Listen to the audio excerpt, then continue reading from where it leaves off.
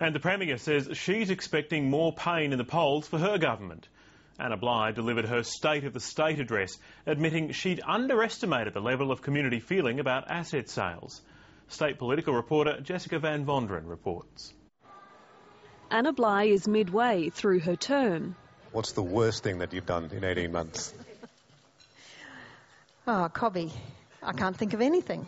She's also midway through her controversial privatisation program and battling public suspicion about the asset sales only being announced after the election. With the benefit of hindsight, we might have talked about it differently early on, or talked about it in a much more upfront way, or not.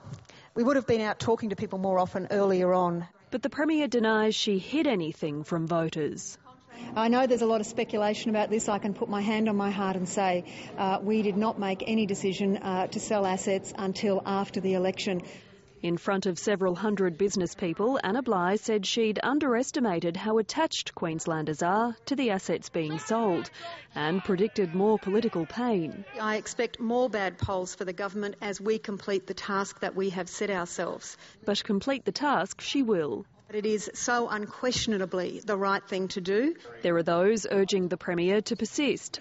If you have to sell a lease on a forest to build hospitals, please do so. I want to encourage you to keep doing what you're doing. Anna has obviously got some political difficulties at the moment, but she is tenacious and she's strong enough to come through. But the opposition leader took another shot. This is more of the same from Anna Bligh, who has now been for 18 months presenting a position to the people of Queensland that she refused to put to them before the election last year. Nevertheless, the government's holding court with mining companies who've offered $5 billion to buy the coal rail tracks. We're right in the middle of some very complex discussions and negotiations. A decision is expected very, very soon. Jessica Van Vonderen, ABC News.